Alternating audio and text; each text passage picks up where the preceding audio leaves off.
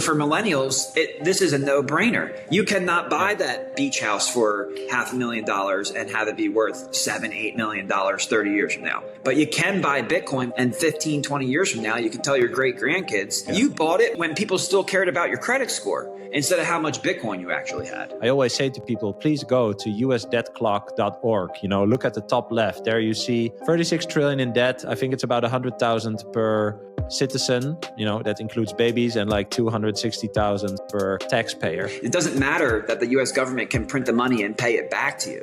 What matters is when you get that money back, what can I buy with it? Once you realize that, you can get the numbers on the screen back, but they aren't valued in the same way, then you basically have lost purchasing power. We are entering into that monetization phase. We're moving out of a commodity cycle where price is trying to catch hash rate through the monetization of Bitcoin up the S curve. And we're going to see Bitcoin being absolutely repriced. And max pain, by the way, is those 80% of financial advisors who are still sitting in US Treasuries at 4.5%, waiting for a dip. And it just keeps going up and up and up and up and up and up and up and up. And there's nothing you can do. Hey there, I want to ask you for a quick favor. Over the past few months, I've had over 50,000 returning viewers and listeners to this podcast, but over 65% of you haven't subscribed yet. So if you enjoy what I'm doing and you find my content valuable, please subscribe on YouTube or follow me on your favorite podcasting platform. This will help me fuel the algorithm and spread the message on Bitcoin even further. I really appreciate your support. Now let's dive into this episode. All right, CJ Konstantinos, welcome back to Bitcoin for Millennials. Thanks for having me. It's great to be here. I know we were just saying I was episode number 5. Yes. Now we're in the triple digits, baby. So congratulations on all your success. It's been a wild ride for you. And it's been fun to watch you progress going from episode 5 to here. It's amazing how much you can learn from these Bitcoiners, man. The smartest people in the world, I'm telling you. It's crazy. It's never stopping. Man, I appreciate that. So I'm happy you're back. For everyone listening, CJ really likes to talk. So this is going to be a really fun episode, and we have lots of stuff to cover.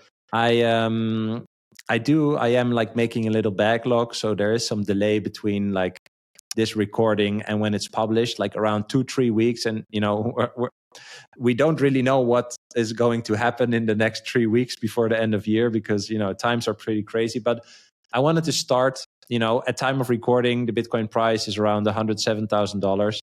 I wanted to ask you, because you have a Bitcoin fair value model, like what are your calculations at this moment, and like how much room do we have to grow? What's your take on it right now? Yeah, so Bitcoin fair value is really a cost structure analysis algorithm. It's designed for miners to properly manage their treasury through the commodity cycle.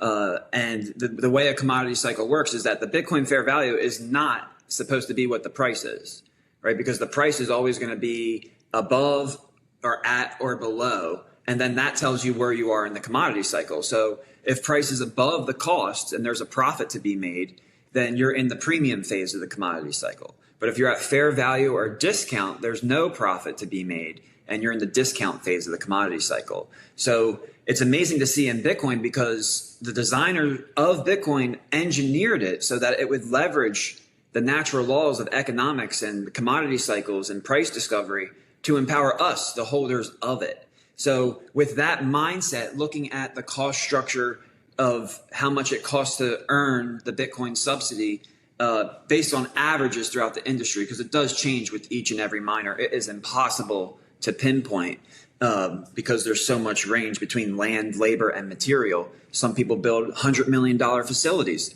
Other people set it up in their shed. So it's really hard to pinpoint. But the way we do it is we form that cloud when we do the electrical cost and the all-in cost of production, and it gives you a range. And what's happened in Bitcoin fair value since the launch of the ETF has been an explosion in volumes. Now, obviously, we can see the funds flow coming into the network. But what does that mean for the value of Bitcoin? And that's what Bitcoin fair value is trying to derive by taking some of these extra elements to the cost structure analysis of a miner to understand the premium or the discount, but then also relating it to funds flow and volume and liquidity. So when we do that, Bitcoin fair value today is around $150,000 USD. So right now at $107,000, we are trading at a discount.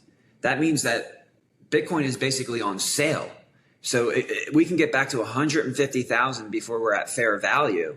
And then previously, when you look at BFV, there's typically a 300 to 400% premium before the market starts getting overheated.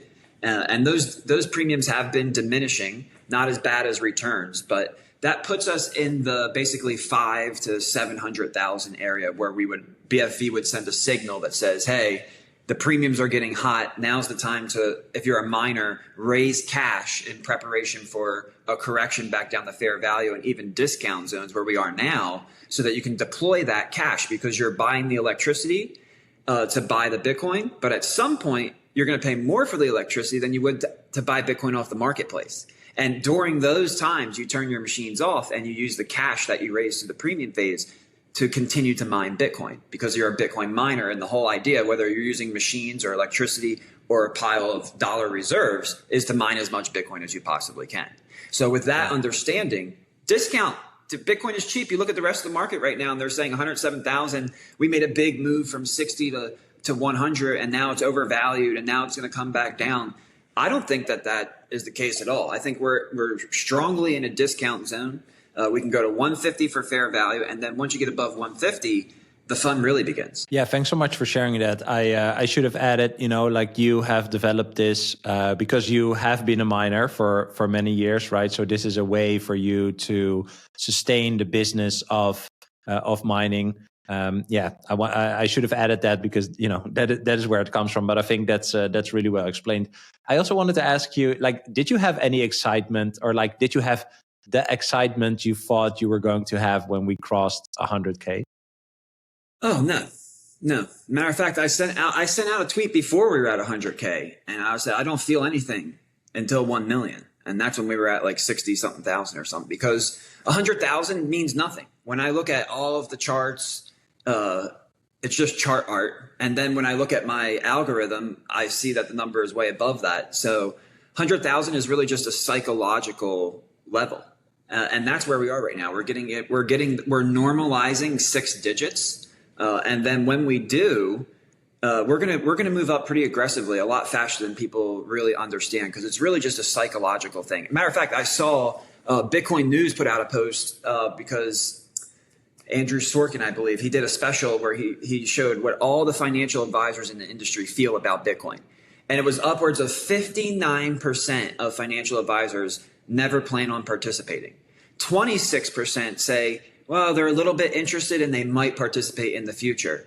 And then very few, less than double digits, are actually participating as the result of client demand or participating because they recommend it. So it's amazing to me that Bitcoin is at $100,000 and it's contrarian, because one of the best strategies that's worked for me in my life is to always be the contrarian. If something is going really good and a mass amount of people agree with this idea, typically the market will punish the many and reward the few. And right now, because when we're in our little X echo chamber, it feels like everybody's bullish on Bitcoin. Everybody knows it. Yeah. Everybody. This is so obvious. How can we continue to go up? This is not contrarian. But look at the data that he shared today on that news episode. Upwards of 80% of financial advisors haven't touched it and aren't interested in it because everything's been working fine for them recently. But we are truly heading into. I recently shared a tweet actually about a PIMCO, one of the largest U.S. Treasury bondholders in the world, backing off U.S. bonds, backing off because they're not being properly compensated for real inflation. And these tools are starting to break down because headline CPI is not what the actual price increases are.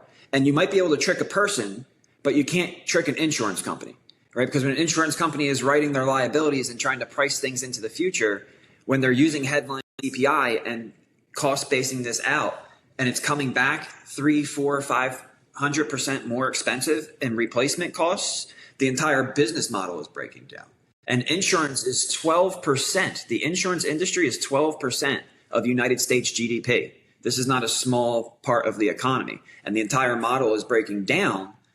all because people don't want to just recognize Bitcoin for what it is, the most pristine form of collateral in the world. So like most of us in Bitcoin, we have to learn the hard way, right? We come in as professional traders. We come in as we're going to get so rich so quick. And then along our journey, we start to realize what Bitcoin is. Are you looking to save in Bitcoin for your retirement? Meet OnRamp, the leader in Bitcoin financial services. OnRamp has just launched the industry's first Bitcoin IRA with multi-institution custody.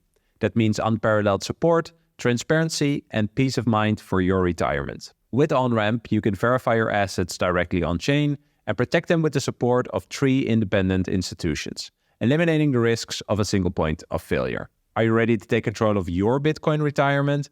Visit the link below or go to onrampbitcoin.com to learn more about OnRamp's Bitcoin IRA. I think the rest of the world is now going to get to the point where they're starting to realize, oh my gosh, we have to print. If we don't print, everything dies. So the Fed will fail if they don't print. There'll be price volatility and there'll be no jobs. So they have to print to fulfill their mandate, which creates a perpetual problem of inflation, especially when the deficits here in the United States are upwards of $3 trillion per year. And there's no way to service this debt because they take the dollars, they spend them into the economy, they get less than $1 worth of return. They're not getting principal plus interest. And it's amazing to me that the whole world is looking at Bitcoin and upwards of 80% of financial advisors are saying, oh, we're not interested. How is that possible when your system is literally breaking down at the foundations and you now have this magic internet money which turned into digital gold, which turned into the reserve asset of the internet economy, the only economy in the world with free market interest rates, and now the most pristine form of collateral in the world, that at companies like People's Reserve, we are integrating and fusing with traditional debt products because traditional debt products are losing demand. The demand is gone. PIMCO's gone. The other nations are gone. They're buying gold. They're taking their trade surpluses and going elsewhere. We have a national economic emergency here in the United States. And if we don't step up and innovate and create revolutionary new products that help debt evolve the same way Bitcoin helped money evolve, then we are just not going to lose the lead. We're going to absolutely collapse. Yeah. So if I would simplify that as someone without a finance or an economics background, this is my understanding of what you just said,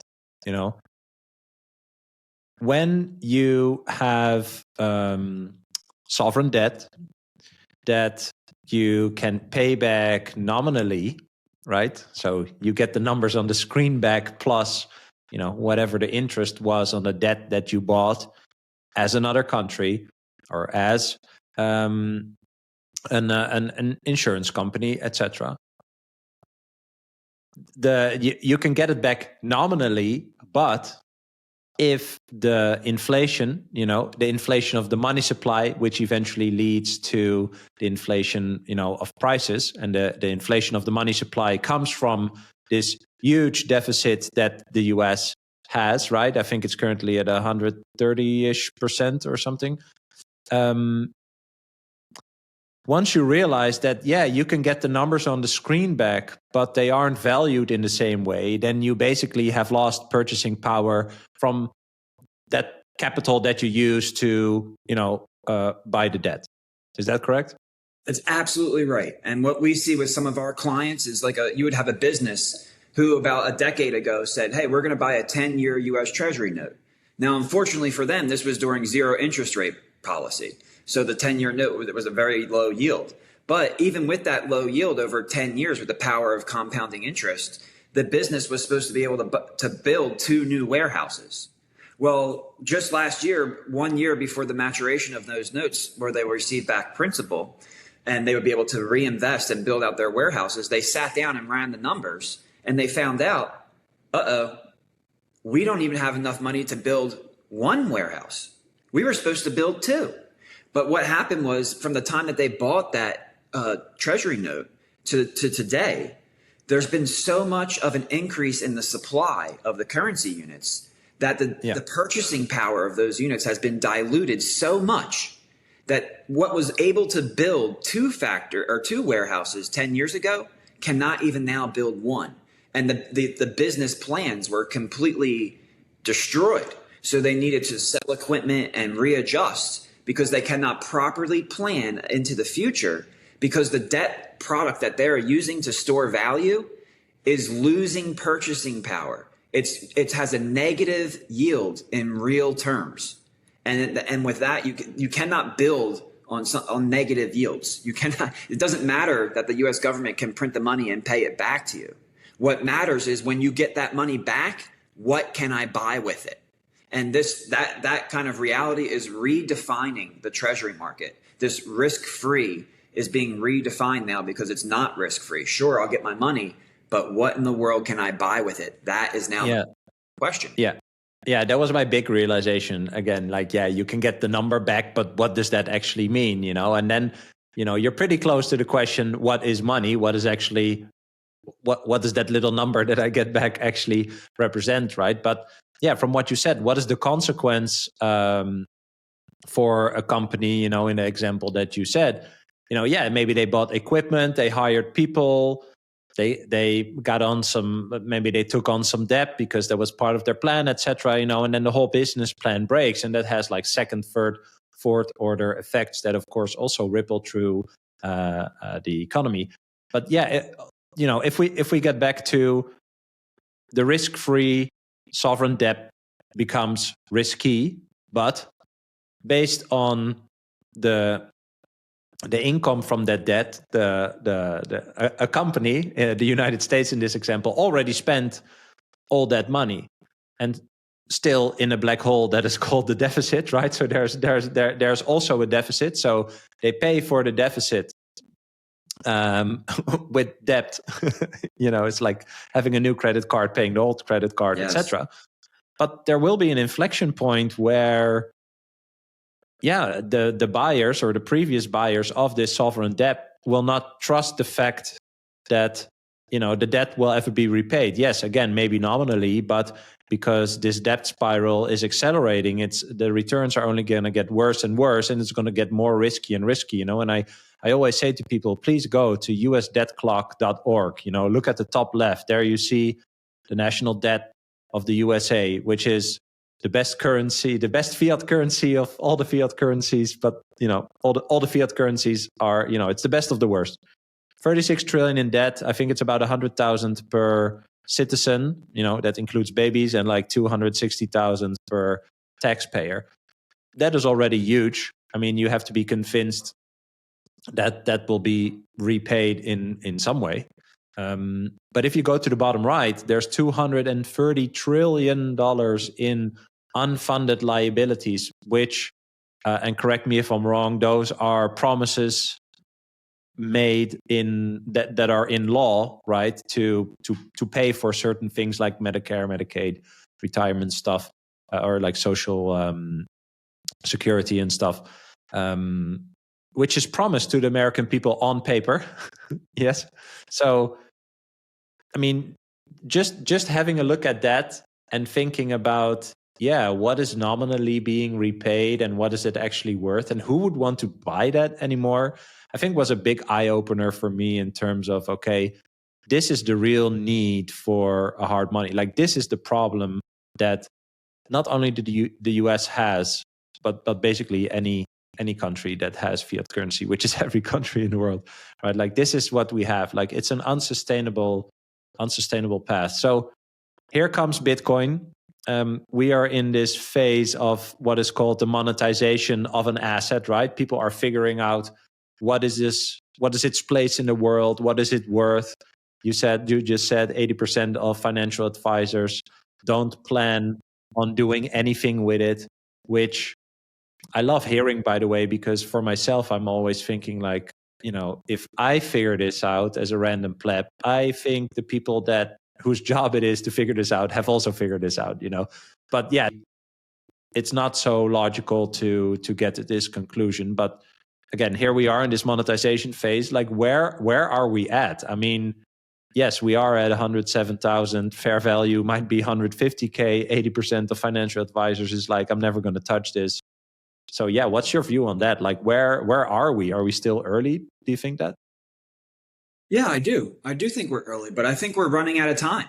And I think, people like you and me have been telling our communities and our families and our friends, look, BlackRock just announced an ETF. They're going to get the ETF through because they are BlackRock. You should be buying Bitcoin. Bitcoin was $25,000 at this point. Now, the people who listen to us could have quadrupled their entire retirement portfolio if they had just front run the creation of these ETFs, which was very obvious that this was going to take place. So it's not like this is like, oh, you have to go deep down the rabbit hole and you really have to figure this out. No, BlackRock, the largest asset manager in the world, is launching an ETF. You should buy and get in before all their clients do. Hello, right? And look at what happened. Well, that's where we are right now. The United States of America, the incoming administration with Donald Trump and the Make America Great Again movement and the Make America Healthy Again movement and Elon and Doge, all of these things are lining up and they're signaling to us that the United States of America is going to have, the federal government is going to have a strategic Bitcoin reserve.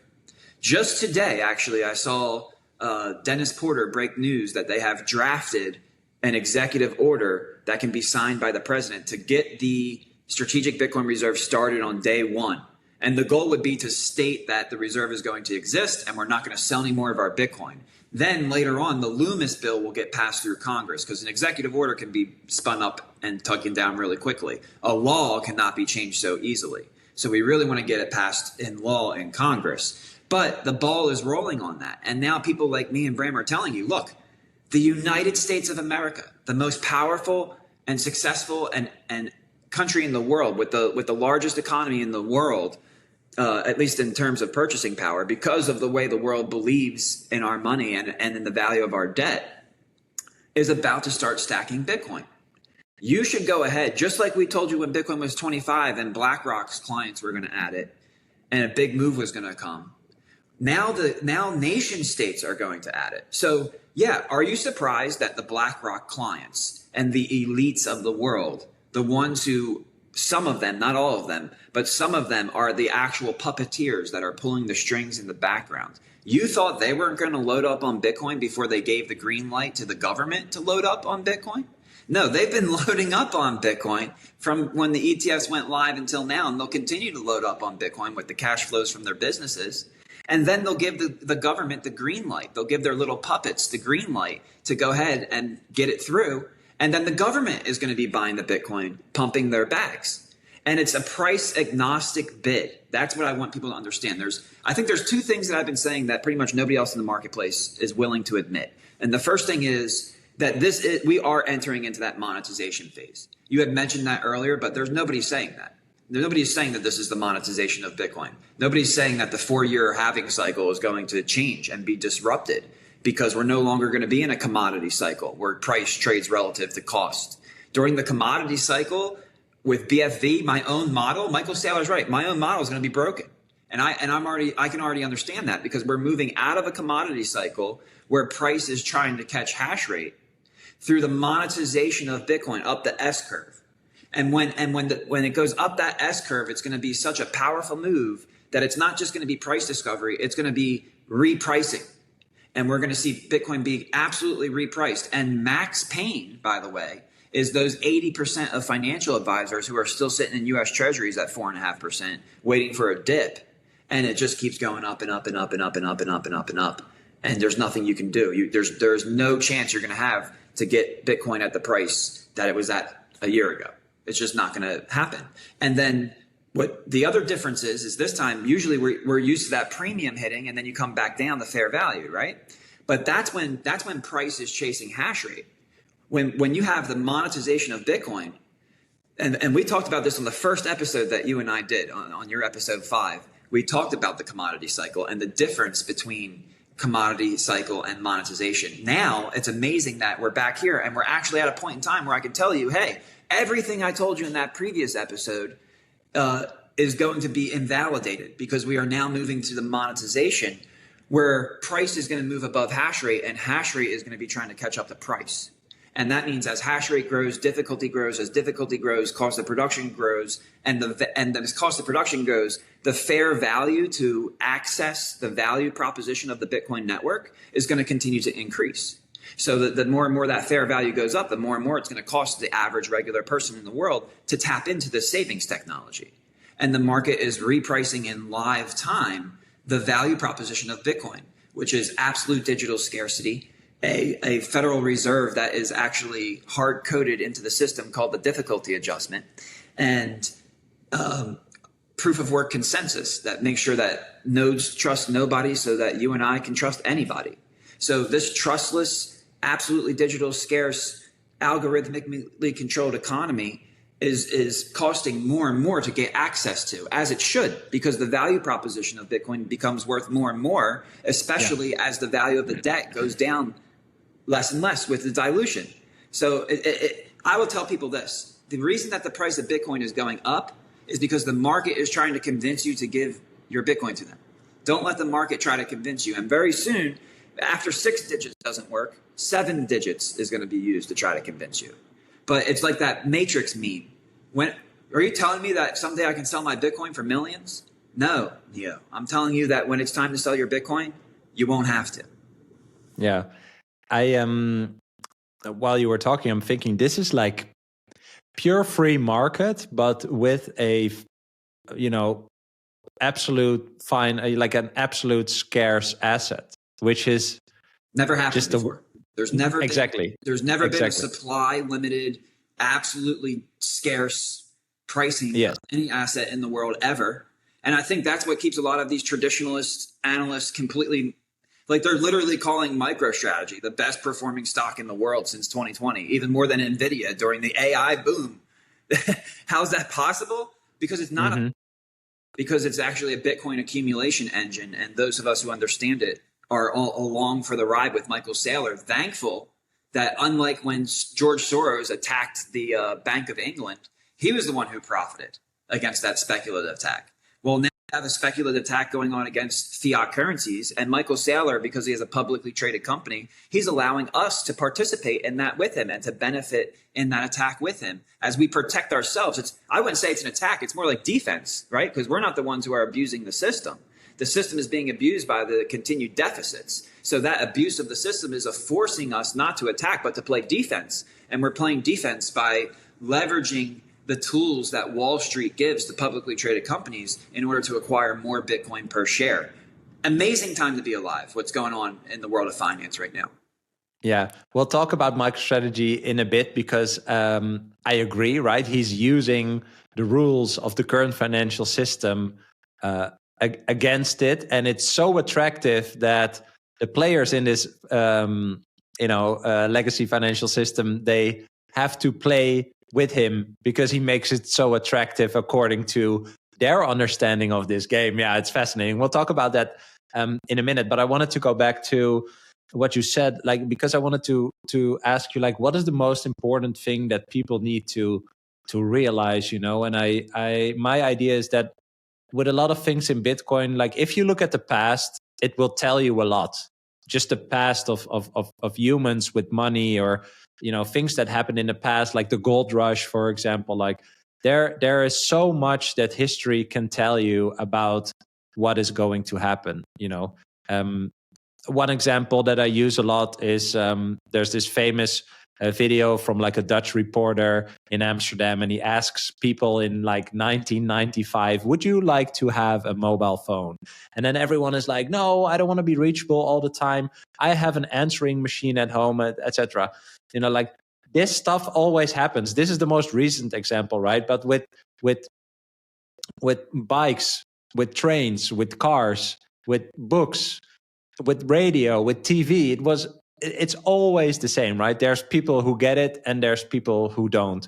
And I feel that, because we are talking about money, right? Something that no one in our lives has ever seen to be disrupted. And like the history books are clear about the fact that it's happened, or at least, the changing of the world reserve currencies, also the changing of money from like stone, shells, glass beads, gold, etc. But the fact that we are living through something like this today, I think even makes it harder to grasp than when you just look at history like, oh yeah, certain people live through a phase like that, but we are actually, by some magical way, living through it right now, which I think makes it hard to believe. So how can we conceptualize for people? And I'll give I'll give you like a layup, like how I do it is kind of like, okay, once you understand that this is a provably finite asset, which is superior than any other store of value asset that you can use to store economic energy towards the future, then you would want to have a part of that. And if the answer is yes, then my next point is, okay, then you have to realize that in 10 years, end of 2033, beginning of 2034, 99% of this asset, of the units of Bitcoin that will ever exist will exist at that moment in time. And the last percent, which is a rounding error to that total, will be created in the 107 years after. So if you want to capitalize on the first part that I just said, you have to act within the next 9 years, which kind of sounds like the gold rush that you learned about when you were younger. Quick question. If you have your Bitcoin in self-custody, where are you keeping your Bitcoin seed words? For me, there's only one way, and it's backing up my seed phrase with stamp seed. It's a single durable plate without any parts or materials. Stamp your words into solid titanium, which is fire-resistant, water-resistant, and built to last. Unlike etching or engraving, stamp seed's patented tools help you to deeply stamp every letter for permanent readability, making it easy for you to protect your generational wealth. Don't risk losing your seed phrase on paper. Get a stamp seed plate for unmatched protection. You can use code BRAM, that's BRAM, for 15% off at stampseed.com. That's kind of how I try to conceptualize it and make it a bit easier, but I'd love to hear your thoughts on that. Yeah, and that's a really good way actually to explain it. And I have to say I'm probably a little bit guilty of maybe talking at higher levels because of what we've been building at People's Reserve and kind of seeing where the marketplace is going, pioneering an entire new form of debt that integrates Bitcoin into it. But if I'm a regular person and I'm looking at this, I would just go back to understand the difference between money versus currency. That's always my question when I'm coming up to a new person. The first thing I ask them is I ask them, do you know the difference between money and currency? Do you know the difference? What's a dollar? Is a dollar money or is a dollar currency? And then that really that's a good place to start to understand, wait a second, there are differences between money and currency. I can use currency as a medium of exchange, but I can't use it as a store of value. And I can use money as a medium of exchange, sure. But with Bitcoin's characteristics, it's optimized, it's engineered to be a store of value. And it's engineered to be the best store of value that we've ever seen. So if you can start at square one and say, okay, look, I make this amount of money and I'm saving up this amount of currency, the bell should start to go off and go, wait a second. If I'm working for currency, I don't want to save the currency. I'm going to spend the currency. So I'm going to take 100% of what I earn and I'm going to spend it. And then whatever I have left over from that, I'm also going to spend to buy money. And then money becomes my savings. So I think it goes back to like basic financial education and planning, which unfortunately here in the United States, they simply do not teach that anymore. And that's the type of thing where it's like, well, are they doing this on purpose? Like, is it a control system? Is there bad energy behind this? And you look at some of the things that they do, like the lack of education behind money and money management and finances in the U.S. curriculum, then it leads you to start to lean that one way, like, yeah, you know what? We are being exploited.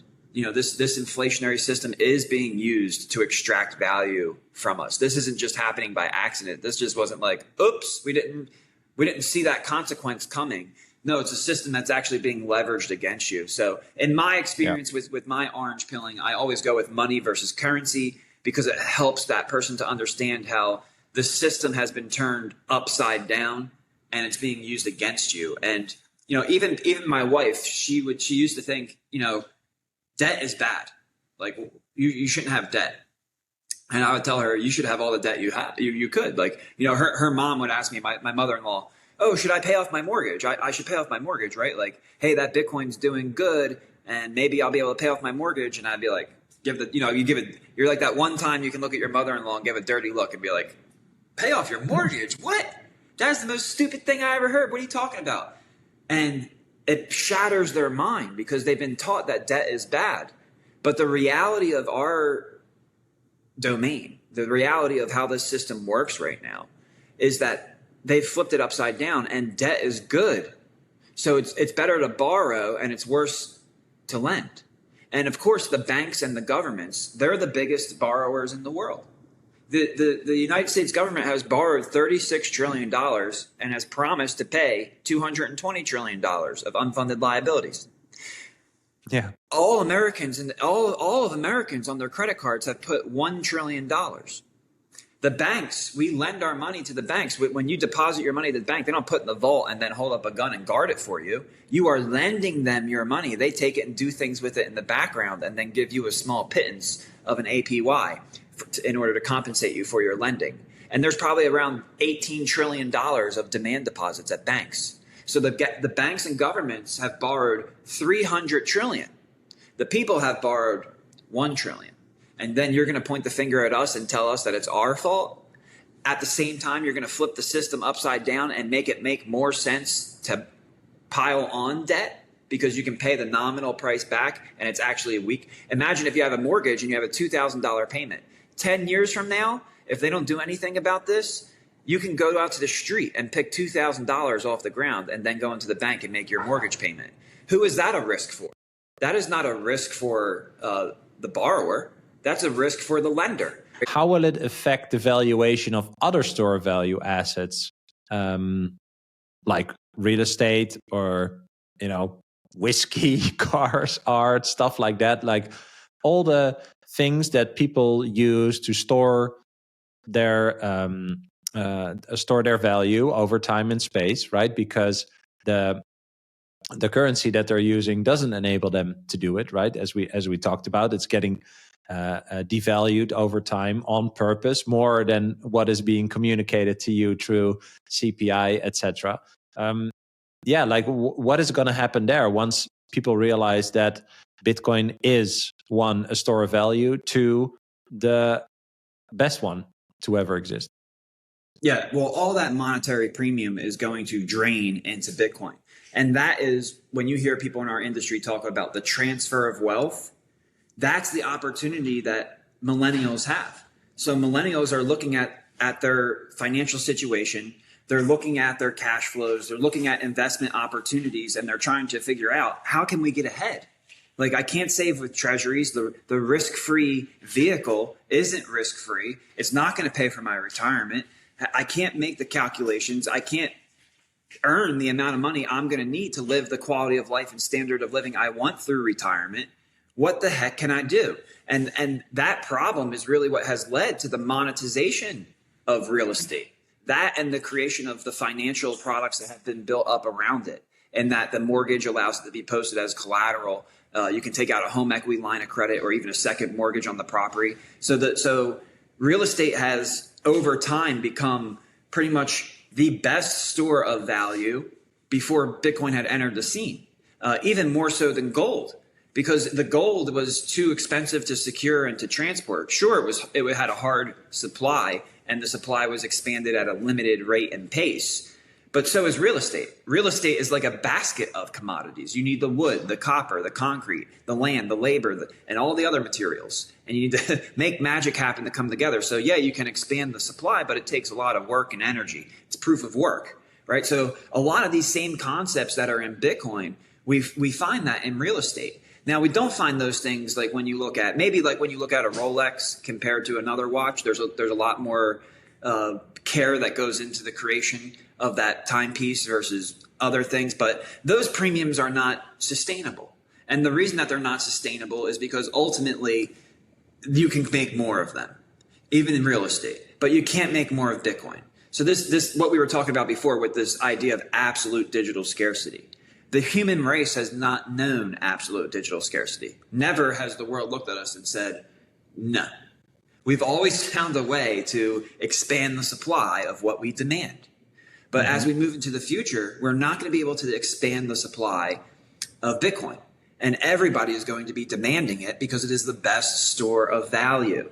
Now, what I think is going to accelerate this adoption, and why I think millennials are in a perfect position to choose Bitcoin as their savings vehicle, as their tool to get ahead in life after looking at the marketplace instead of something like real estate, is because companies like People's Reserve are building the products and services that complement Bitcoin, that help evolve Bitcoin into that pristine form of collateral. So you're going to be able to take your Bitcoin and post it as collateral and get a mortgage without a credit check. And you're going to be able to get it at an interest rate lower than you would get it anywhere else in the world, because Bitcoiners are going to become the risk-free borrowers, not the people with the printers.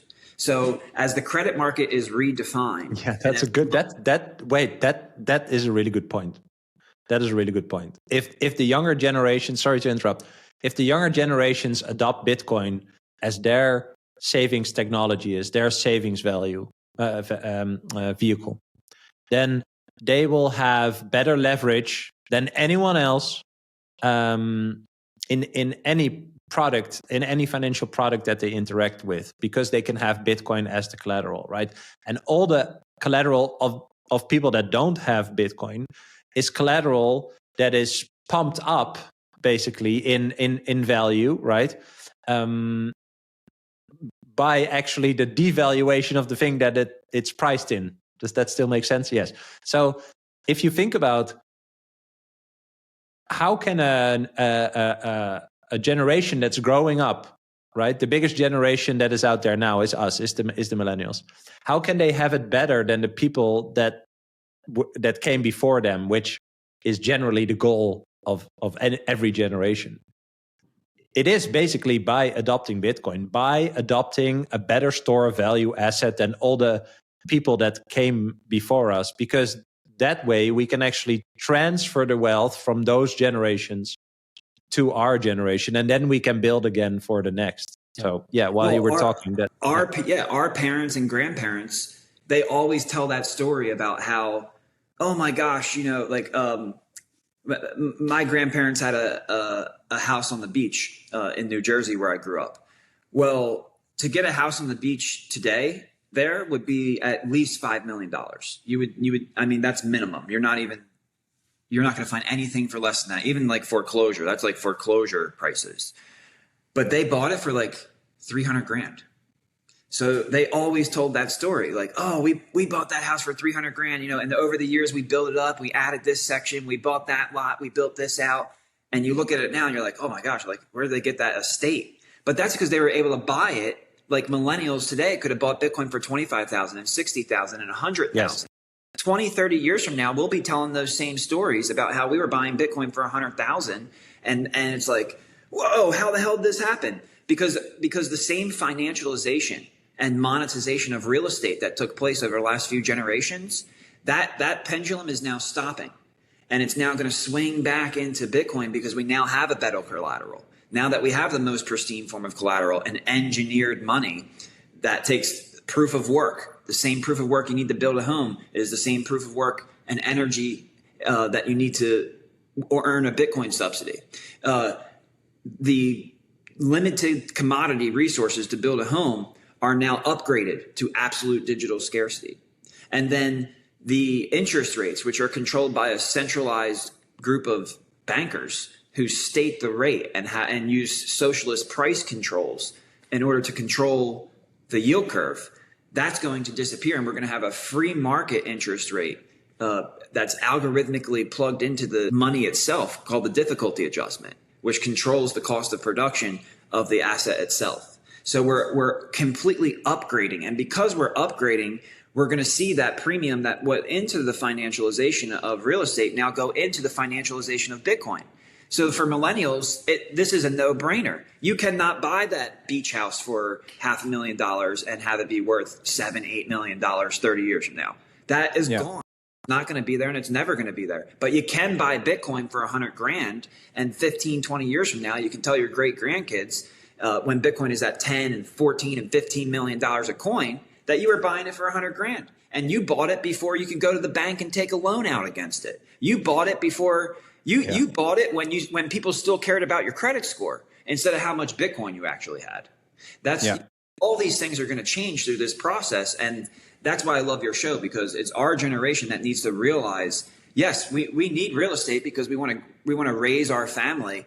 It's Maslow's hierarchy of needs. We want to raise our family in a great home and make memories there and live life abundantly and have a good quality life and standard of living. But if you want to grow your wealth, if you want to increase your purchasing power going into the future, it's not about buying an extra property here and having to manage it and try to get renters and Airbnb it. Forget all of that extra work. Save your time and energy and put all of it into this new savings technology, because we're going into the age of AI. It should be no surprise that there's now exists a savings technology right around the time that we're now moving into this AI age. We are moving into a technocratic age, and that doesn't mean that we have to embrace that idea. A lot of times I feel like I'm an old soul in a new world, but you still have to financially prepare for that new world. And Bitcoin does all the hard work for you. It removes all the questions and concerns that you can have by becoming that most pristine form of collateral that you simply save in. And then as the rest of the system changes to Bitcoin, right? You just buy Bitcoin and hold it. Everything else is being repriced about Bitcoin. You don't have to. Yes. It's amazing that you added that. I literally think, anyone who's listening, please rewind 5 or 7 minutes, because I feel like you orange pilled me again, or you gave me, no, seriously, you gave me a view of the future that makes me very certain about my choice of Bitcoin. And I'll try to summarize why.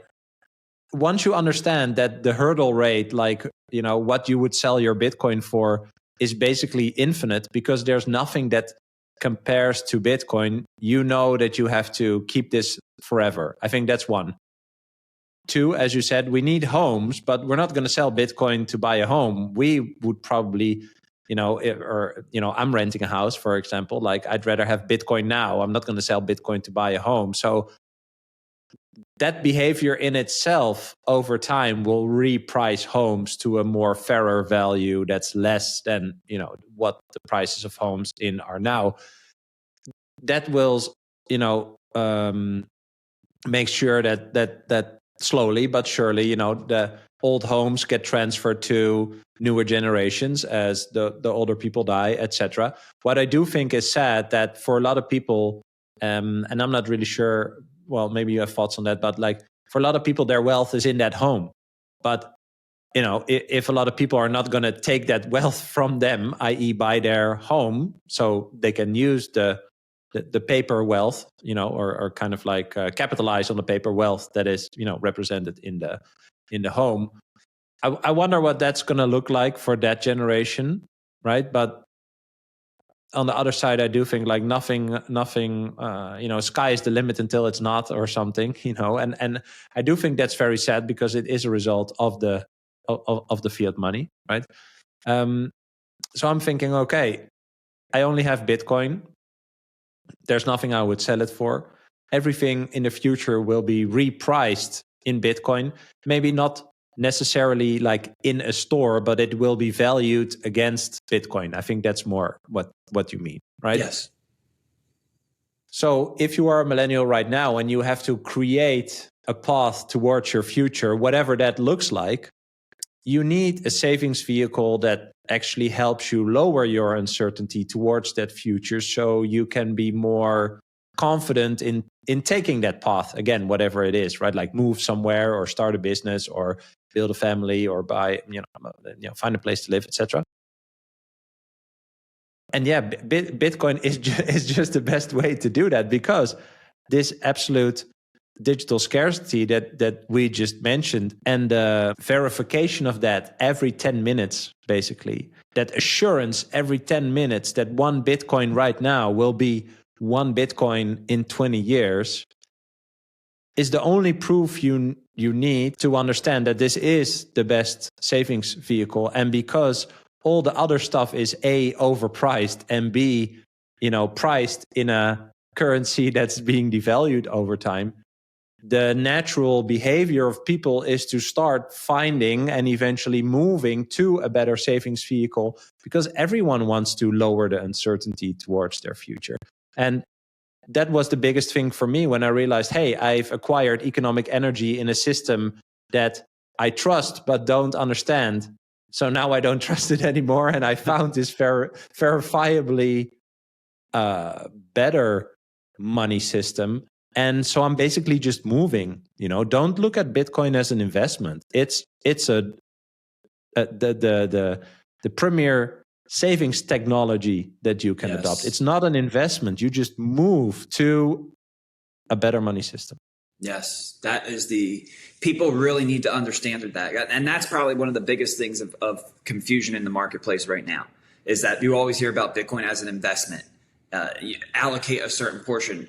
No, the proper allocation to Bitcoin is 100%.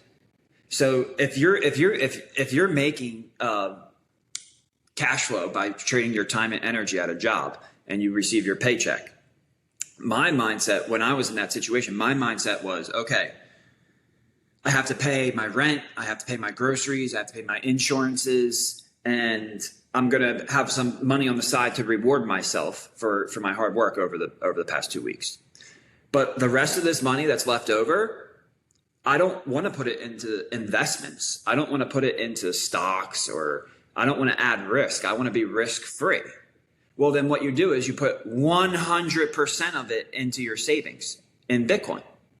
Now it's your wants and your desires that take away from your savings allocation. But now we can actually do that. See, if you don't have Bitcoin on your balance sheet as a savings tool, then you get confused. And that's why people just spend, and they live paycheck to paycheck, because there is no incentive to save. So if you're not using Bitcoin, then yeah, you know what? You are better to spend than invest, because there's no reason to save it. But if you're using Bitcoin, all of a sudden you get that saying, Bitcoin changes you. You don't change Bitcoin. Why?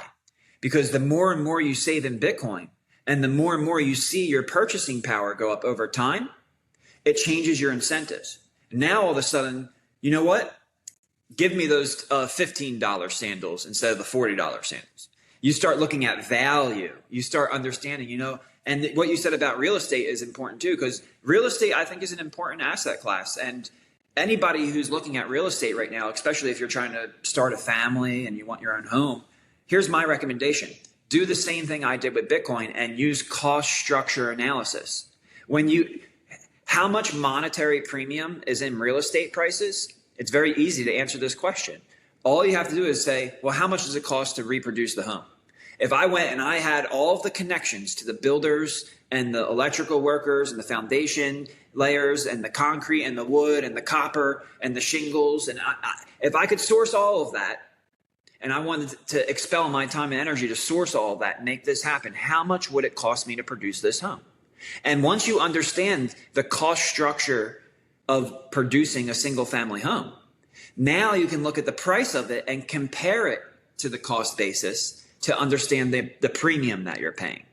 And that's a really good strategy to use in anything that you do, not just Bitcoin, but it just happens to be really useful in Bitcoin for finding the best times to put in large, because that's the big problem right now. Everybody's like, well, it's 100,000. Do I dollar cost average, or do I throw everything in? Well, in the discount zones, you throw everything in. In the premium zones, you dollar cost average. And or you even let some of that cash flow build up a little bit, because you know the eventual discount's going to come. And then when the discount comes, you throw everything in. Now, my biggest concern is that model is breaking, because we are going to, now, this gets back to the second part of the original part of our conversation, the price agnostic perpetual bid. We have the United States federal government starting a strategic Bitcoin reserve. When Loomis's bill gets passed through Congress, the United States will begin to acquire Bitcoin, up to 200,000 Bitcoin per year. They will not care what the price is. They will simply take a portion of the tax income. They'll take a percentage of the tax income and they'll buy Bitcoin. It doesn't matter if the price of Bitcoin is 60,000, 10,000, 100,000, or 10 million. They're going to buy it every single time, and they're just going to continue to dollar cost average in. That is called price agnostic bid. And in no previous cycle did we have a price agnostic bid. There was no buyer of last resort. We now are going to have a buyer of last resort in the form of the United States federal government. And that's going to trigger and force other nation states to also become buyers of last resort. I saw Russia already come out talking about it. But something else happens. It's not just the federal government. Now it's the United States, the states of the United States, saying, well, hey, if the federal government's doing this, we need to do it. And I think something that People's Reserve has a little bit of an inside track on right now that maybe the rest of the marketplace doesn't, because you see Dennis Porter and Satoshi Action Fund talk a lot about how the states are doing the strategic Bitcoin reserves. But something's happening at the lower local levels of government, at the city level and the small town, the municipality level. The cities and the municipalities are now saying, well, wait a second. If the federal government has a strategic Bitcoin reserve and the state government has a strategic Bitcoin reserve, well, the state's balance sheet is not our balance sheet. The state of Florida can be doing fantastic, but the city of Sarasota can be struggling because we didn't have a fiduciary responsibility that was properly implemented to start a strategic Bitcoin reserve when the state started a strategic Bitcoin reserve. So we see federal government, state governments, cities, municipalities, small and medium-sized businesses, and even on the personal level, everybody is going to have a strategic Bitcoin reserve out of necessity. And that's going to create this funds flow that is going to make ETFs look like playtime. We're going to see perpetual bids on Bitcoin, and it's going to change the marketplace dynamics, and it's going to mature the cycle that we've become accustomed to over these last three halving cycles. We've had the commodity cycle, where now we're going through a repricing event, and we're going into a monetary cycle. And monetary cycles are usually more credit-based.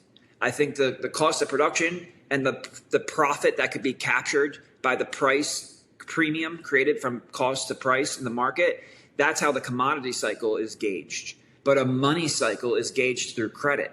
And we are now starting to see Michael Saylor issue convertible debt notes. We'll see People's Reserve issue Bitcoin bonds. We're going to see other countries and cities and municipalities come to our marketplace and issue Bitcoin bonds to offer the marketplace a debt instrument with a positive rate of return. Not a negative real rate of return, positive real rate of returns. So Bitcoin is going to be integrated into traditional debt products. It's going to have a price agnostic bid from the federal, state, city, and municipalities, and it's going to change how price discovery works. And this marketplace is maturing. We're going from the magic internet money, barely $1 trillion, I think first to gold parity around 600-700, and then up above $1 million. And it's going to happen a lot faster than people anticipate. And that is actually the Max Payne scenario. That is actually the contrarian scenario. Everybody's going to be expecting a pullback. 80% of the financial advisors can't give two craps with the way it goes. Max Payne is up, and it's going to go up. And then once we get to that point where Max Payne is induced, then you might have a little bit of a pullback. But even I think the pullbacks that we're going to witness are going to be less and less and less. We're not going to get that 70, 80% pullback. Interesting. Yeah. So that's a good one. Yeah. Because I don't know how you feel about minus 80, but I mean, after three of them, I don't know. I'm still nauseous when it goes down like that. But yeah, because of the perpetual buyers, I think, yeah, drawbacks will be less, but they will also be shorter, right? Because anyone who will be selling has not, rewind it back now 15 minutes in this conversation and listen again why you're never selling. But the new buyers of Bitcoin are people or institutions or countries or states that will never sell, that understand they will never sell. So I also see this cycle as that cycle where the type of buyer switches, but also the understanding of having it going from what is a semi-trade for some people to, a lifelong asset that you guard with your life, basically. And that is that beachfront Jersey home. Yeah, this is your beachfront home. Yeah, this is your retirement. Exactly. This is what's going to provide for you and your family for generations. But let me give you another source of demand that doesn't care about price. And that is the buyers of People's Reserve Bitcoin bonds. Because what we do in a Bitcoin bond is we create a hybrid debt equity product where that fuses United States treasuries or the debt of whoever issues the bond with Bitcoin. So you you basically have an issuer coming to the marketplace, and let's say it's like the city of Orlando, Florida. Well, Orlando, Florida is a very big city. They have a lot of tourism. They get a lot of tax revenue. They have a very strong credit rating. So if they were to issue a municipal Bitcoin bond for the state of Orlando, the city of Orlando, it's almost as big as a state because of how many people are there. But the city of Orlando has a very strong credit rating. And that credit rating mixed with Bitcoin is going to attract liquidity. And let's say they do $1 billion raise because they want to reinvest in infrastructure, right? Their tourism is going through the roof, but they need bigger highways and more trains and buses, and they need to completely revamp infrastructure. So they do a $1 billion municipal Bitcoin bond that you can participate in the People's Reserve Marketplace. Well, when they issue that bond, $800 million is going to go to the city, and then $200 million is going to go directly into Bitcoin. They're just going to buy Bitcoin. So they don't care what the price of Bitcoin is, because the way the debt note is structured, out of the $1 billion that's raised, they have to take that 20% and buy Bitcoin with it. And then what's amazing about the bond is over the 5 years of that principal protected note, the Bitcoin bond, the $800 million will mature at a value of $1 billion. So the original $1 billion lent into the product actually has principal protection. It eliminates downside risk. There is no downside volatility on the city's balance sheet. If the city just bought Bitcoin and you get a 30, 40, 50% pullback, then the equity value on their balance sheet is now down 30, 40%. And there's nothing they can do about it. But if you buy a Bitcoin bond, it doesn't matter, because after maturation, you get principal plus interest, and that will equal your original investment. What's left over, and this is the magic of the product, what's left over is the performance of Bitcoin. The best performing in the world now creates the yield on the bond itself. So if Bitcoin goes down 50% in those 5 years, which you and I know that's impossible, it can go down 50% in 5 days. It's not going to go down 50% in 5 years. We have a 60% compounding annual growth rate. So 5 days, yes. 5 years, no. But even if it did, even because some of these investors, they ask that question, well, what if it did go down 50% in 5 years? Well, the 200 million that was originally put into the Bitcoin position is now worth 100 million. And the 800 million turned back into $1 billion. So the bond matures with a value of 1.1 billion. Well, that 0.1 is 10% divided by 5 years. In simple interest terms, it's 2% APY. So even if the price of Bitcoin goes down over those 5 years, the buyer of the Bitcoin bond doesn't really care, because they still got a positive yield on the note itself. And these types of products and issuances of these products are going to compound on top of the perpetual bid of buying to fill strategic reserves. Because it's not really just about the strategic reserve. That's step number one. If you want to play tic-tac-toe, it's about the strategic reserve. But here in the United States, and I'll take this chance to plug myself, and I appreciate it, I actually had the honor to be nominated to sit on RFK's Council of Economic Advisors. And I actually surpassed Peter Schiff. I think there's 12 people who sit on the council, and I'm currently ranked number 9. So it's looking good. But if your listeners could make their way over there, I'm sure you'll put the link in the description, and give a vote. That would go a far way. Because what I promise to do for you is to be a voice for Bitcoin, because we don't just need the strategic Bitcoin reserve. If we want to take the lead and we want to build the internet economy, we need a Bitcoin recapitalization fund. The strategic reserve comes with handcuffs. Every Bitcoin that's added to the strategic reserve must be held for 20 years. If you sell any part of the strategic reserve, you're maximized at selling 10% of the reserve. The proceeds from that sale must be used to pay down the national debt. I'm a fan of all of that. We need that for sure. But we also need the Bitcoin recapitalization fund, which takes a small portion of our price agnostic accumulation and puts it into another tool that has no handcuffs, that allows us to issue Bitcoin bonds, that allows us to take this engineered money and integrate it into our economic, monetary, and fiscal policies. And if we don't do that, we are not going to take the lead. Someone else is going to take the lead. We need to innovate, and we need revolutionary new products and ideas to come to the marketplace to fix the problems that fiat currency have created. Because if we continue to ignore these problems and just put Bitcoin in our strategic reserve, we're still going to have to deal with the consequences. But if we step out in front of this and we integrate Bitcoin into our system, we can mute those consequences. We can mitigate those consequences. There still needs to be some destruction, right? It's a natural part of the business cycle to get to the destructive phase of credit. You need to punish the over-leveraged and the mismanaged. But once you wash those out, we can build from a stronger foundation. And if Bitcoin is part of that foundation, there's no saying how optimistic we can be about the future of what we can build. Yeah, I agree. I love that message. I also love the idea that Bitcoin bonds could become the risk-free rate. Like that would be poetic. That's They absolutely will. That's a They great absolutely idea. will. We have people, they're begging for these products, especially a business, because when it comes to a person like you and me, when we want to save, our savings is for long term. So as a millennial, our savings, we're thinking 20, 30 years out. We're not thinking 4 or 5 years out. So if Bitcoin price goes down 40, 50%, we don't really care. We just know actually, we're probably pretty happy, right? Like you said, what do you think about that 80% makes you queasy? It used to make me queasy, but if it went down 80% today, I would back up the truck so fast and put so much into it. I put everything extra I had into it because it'd be such a great opportunity to stack cheap sats. So on the personal level, we look at these pullbacks as a great opportunity to buy more and get more Bitcoin in return for our time and energy. But from the business perspective, that's not how it works. If your business is putting their profits into Bitcoin and then Bitcoin goes down 50%, well, the business is now 50% less profitable.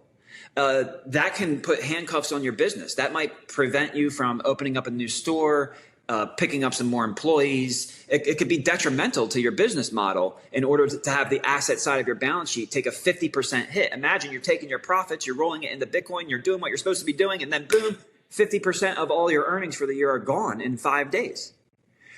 Well, how do we fix this problem? Bitcoin bonds. Because when you put a Bitcoin bond on your balance sheet, you still get the cash flow from the treasury note, but you also still maintain exposure to Bitcoin price performance on the upside. So you get the best of both worlds. Just like Bitcoin. Bitcoin is the most pristine form of collateral because it gets the best from gold and it gets the best from treasuries. Gold was too expensive to transport and to secure. You couldn't borrow against it and then settle with it with somebody across the world. Sometimes it would cost more to get it across the world than it would in interest to borrow against it. So it didn't work. We needed something that you could settle that was cheap and easy. And treasuries came and fulfilled that role on this little Web 2 ledger where you type it in your computer. It's really cheap and easy to do that. And yeah, it's a centralized system, so you can just trust it.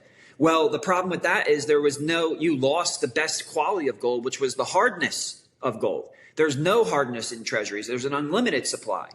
Enter magic internet money. Enter Bitcoin, the reserve asset of the internet economy. You get the best of gold and the best of treasuries. You get an upgrade to gold's hardness to absolute digital scarcity. You get an upgrade to easy, quick, cheap settlement to absolutely secure and trustless settlement. And you can do it within minutes around the world. So Bitcoin is the natural progression of collateral within our system. And when it gets integrated into these debt notes, it's going to empower businesses to maintain exposure to Bitcoin, but to make plans out into the future.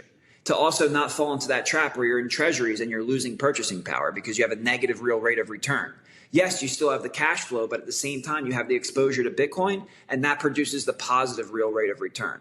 These new debt products that are going to be hitting the market are going to redefine who the risk-free borrowers and lenders are in the marketplace, and it's going to change business dynamics, and that's going to trickle down through the entire economy. And if we play it right, we can move into a time where we see so much prosperity and so much equity among people that it would be unbelievable because we've just been in this fish tank of fiat. But if we break out of this fish tank of fiat, there's a whole world out there, and it's a much better world than the tank we're stuck in right now. Yeah. I wanted to see, I have some questions left. I wanted to see if you still have some time to go through them. Yeah, for sure. The family already broke in, so okay, cool. Yeah. Well, they're having fun in the park. Yeah, we mentioned MicroStrategy before. I think I just wanted to touch on that because if you don't understand Bitcoin, then you definitely don't understand or appreciate what Michael Saylor is doing. We mentioned before, it's basically he's offering a bridge in This is my explanation, by the way. I'd love to hear your reflection on it and hear yours and to see if we can get it across for people, right? I also do think that MicroStrategy is, popular in our bubble and maybe popular in like, traditional finance guru bubbles because they hate it a lot. But I think that's also, because they don't understand Bitcoin enough in order to understand what the underlying thesis is of Michael Saylor as to why he is doing this, right? So Michael Saylor's thesis is that, similar to you, I think, Bitcoin is the most pristine form of not only collateral, but capital, and therefore collateral. And he has a model that he is following that says, on average, for the next 21 years, the CAGR of Bitcoin will be 29%. That's the rate of its growth. That's his model. That is what he believes where Bitcoin is going. I think the kind of like not the conservative, but like his middle estimate would be around 13 million per Bitcoin in 2045. That is his underlying thesis. And because he believes that, he believes he needs to get as much Bitcoin as possible to what I think is eventually create the world's Bitcoin bank that can offer lots of the services that you just mentioned and facilitate that, like have all these different types of business models because they own a piece of this, of the world's most finitely scarce asset. How he's doing that, he's building a bridge. As we mentioned before, he's creating custom financial products that fit the wishes, needs, demands of people in the traditional finance world, like these convertible bonds. And he's using the proceeds of that to buy Bitcoin, basically buy Bitcoin at some sort of a discount. And he uses a new type of metric called Bitcoin per share to basically measure his performance on a per share basis. And next year, Q1, or well, now already, but when he starts reporting based on new accounting rules called FASB, he can now report the Bitcoin on his balance sheet at a fair valuation. I think currently it's valued as some sort of like an asset, like a patent or something, like something weird. But anyway, accounting rules have changed, so he can report it in a more fair way, which will basically make him print between 5 and 10 billion in profit in Q1 or something like that. When this accounting rule is actually used. Yeah, I think that would be my explanation for now. Like, he just offers custom financial products that are no-brainers for traditional finance people. That's how he raises funds to buy Bitcoin, and his underlying thesis is as I mentioned.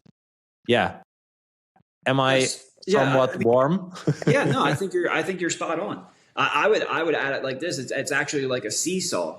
So the two financial products actually balance each other out, because when the premium to the NAV, or when the stock price is saying that the valuation of the company is so far above the natural asset value of the Bitcoin on their balance sheet, he is able to do the ATMs, and he's able to capture that premium and raise that cash, and then he turns around and buys Bitcoin.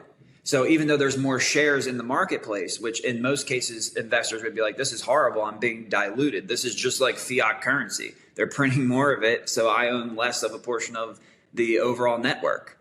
But what happens is, because he takes the proceeds and buys this perfectly absolute digitally scarce asset called Bitcoin, what happens is the Bitcoin per share actually increases. And then if the Bitcoin price comes down a little bit and you start to see a little bit of a struggle in that, he'll do a convertible bond, and now the seesaw will go back the other way. And he'll pull money from this part of the marketplace without diluting shareholders, and then buy more Bitcoin to accrete Bitcoin to each share, then pushing up, lowering the NAV, pushing up the price to maintain that premium to NAV. So yeah, this is what you would call financial engineering. It's absolutely genius. And I think that it's not a Ponzi scheme. MicroStrategy is absolutely investable. Actually, one of the coolest things that ever happened to me is I was at Bitcoin Energy Summit. I was sitting on a panel with Peter Saddington, who's the guy who first bought a Lambo with his Bitcoin. And we're sitting on the panel, I'm discussing these things, and he goes, "Oh, you sound like Saylor 2.0." And I said, "Oh, what a great compliment." But what I think the future holds for MicroStrategy is that I don't want to be Saylor 2.0. I'd like to be Saylor Jr.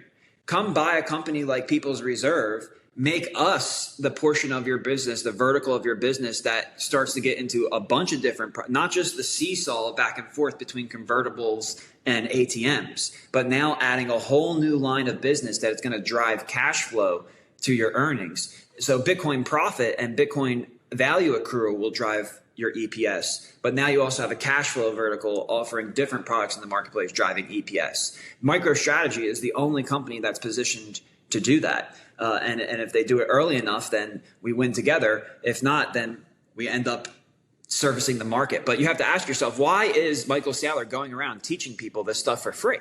Why is he going to a company like Microsoft, who has much more cash flow than MicroStrategy, and teaching this? Are you kidding me? That's because he's the innovator. And innovators don't have a problem go around teaching other people. He has first market mover advantage.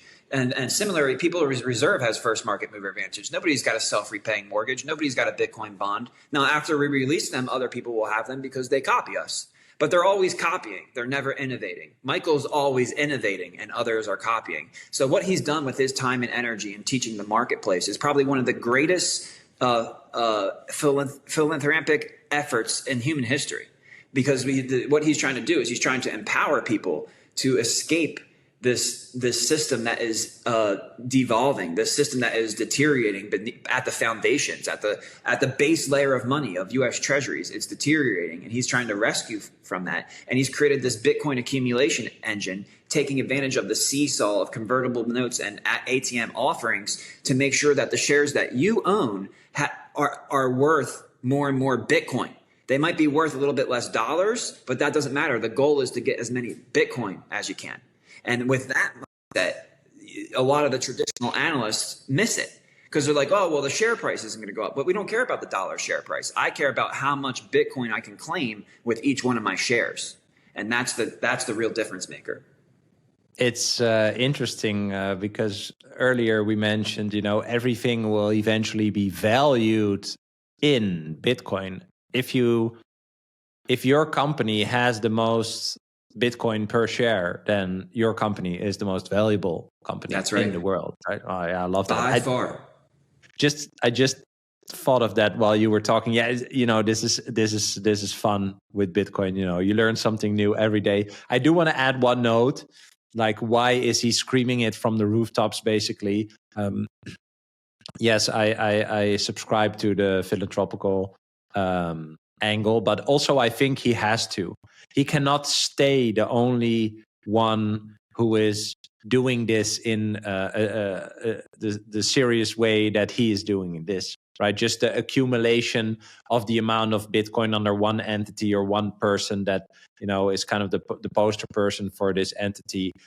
I don't think is good for the narrative. And I think Saylor knows that. So, that's why he's on a media blitz. I saw him today on Tom Bilyeu, actually. So he's going on big YouTube channels and podcasts just to share what he's doing. I think just in the hopes that someone that can be as serious as him with regards to buying will pick up on that. So I do want to add that note. Like, I also think it is necessary that there will be copycats.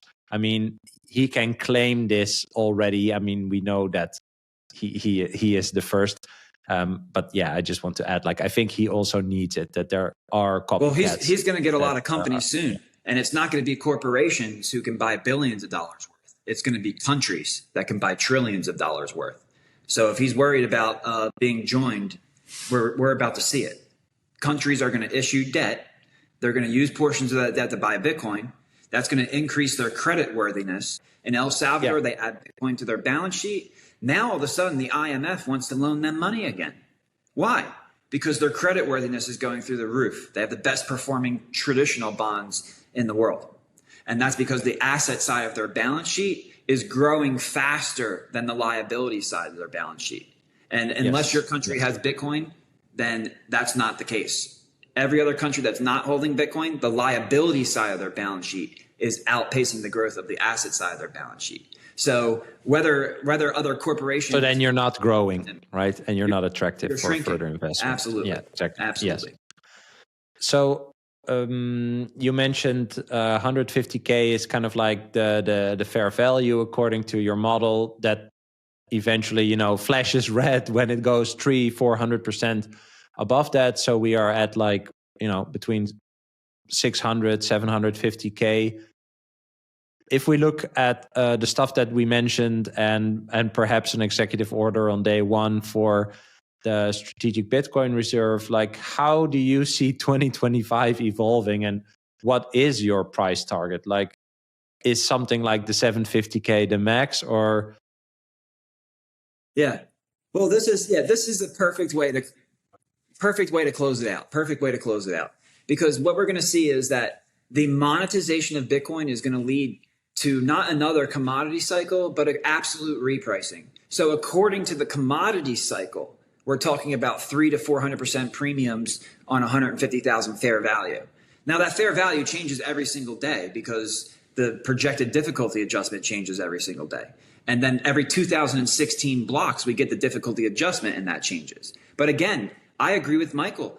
All your models are going to be broken because when you get this price agnostic perpetual bid, it's going to change the way the market dynamics and price discovery cycle works. It's not going to be based on the halving anymore. The halving will still play a role, but it's not going to be as much as it was in the past.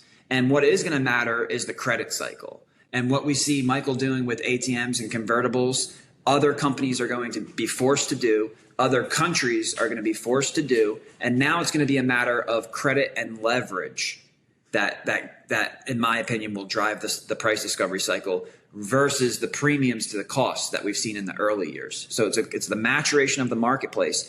And with that understanding, I wouldn't be surprised to see Bitcoin go from where we are today all the way up to $1 million in the short term. And then remember, from $1 million down to $800,000, that's a traditional market bear market. 20% drop is a traditional bear market. So all those perpetual buyers are going to be buying maybe even more aggressively because we're now in the textbook definition of a bear market. So the max pain is to the upside, not the downside. I would be buying as much Bitcoin as you possibly could because you now have the opportunity to front run governments. You have opportunity to front run nation states, cities, municipalities, small and medium sized businesses. Everybody will have a strategic Bitcoin reserve. But right now, mostly nobody has a strategic Bitcoin reserve. So as a millennial, start your reserve today and look forward to your future tomorrow. And if you choose a different savings vehicle, good luck. You're not going to outcompete. You're going to get left behind. Yeah. All right. Last question. And I mean, I ask everyone the same question, but I already asked you again in episode 5. So check it out. And you know, I ask everyone, what is a core belief that you will never let go? So I will finish with a different one for you, which is, what is a spiky point of view on Bitcoin that not many people share with you? Ooh. Well, I definitely think it used to be the cost of production thing. People would say, oh, cost of production has nothing to do with anything. I'm like, okay, yeah, great. Good luck running your business and figuring out your cost basis and charging a price that allows you to create profit. Forget about how free market economics works. But now today, I feel that it's actually what's going on here. So the first thing I built was the algorithm and people didn't like it. And now we're building this company that's creating hybrid Bitcoin equity debt products that fuse Bitcoin into traditional products like mortgages and bonds. And people are like, who cares? Who needs it? I don't see what you need that for. But what's going to become evident, and you look no further than Michael Saylor issuing his convertible debt notes at 0%. Interest rates are the price of money. So 0% interest means there is absolutely a tremendous amount of demand. And by the way, a 55% convertibility premium means there's a lot of demand. If there weren't a lot of demand, the interest rate would be higher and the convertibility premium be lower. So it seems that the marketplace is just in absolute denial that real interest rates are actually negative. and that we need to create and innovate in order to fix this problem, or else the entire system is going to collapse. So I think that's the next orange pill. The next orange pill is that people realize Bitcoin must be fused with traditional debt, or the entire system will collapse. Awesome, man. Well, thanks so much for sharing your knowledge. I think this was a fire conversation, very dense. So I hope people enjoy this. I will link to everything you do so people can check that out. Also your YouTube channel. Let's not forget about that. And yeah, man, I appreciate you a lot. Let's do this again, but perhaps a bit quicker than like 108 episodes. Definitely. Well, thank you so much for having me. It's always a pleasure. Keep up the great work. What you're doing for our generation cannot be undersold. Your work is so important, and your brain, you're a giga brain, man. You have come so far. I'm always excited to see those episodes pop up, and I can't wait to come back. Let's plan on coming back after People's Reserve goes live. Let's do it, man. Cheers. I appreciate you. Thank you. Cheers. I hope you enjoyed this episode. If you did, you can click here to find more just like it, and click here to find all Bitcoin for Millennials podcast episodes. Also, please like this video if you want to help shine a light on the message of Bitcoin, and subscribe to my channel to stay connected. I hope to see you for a next episode. Bye.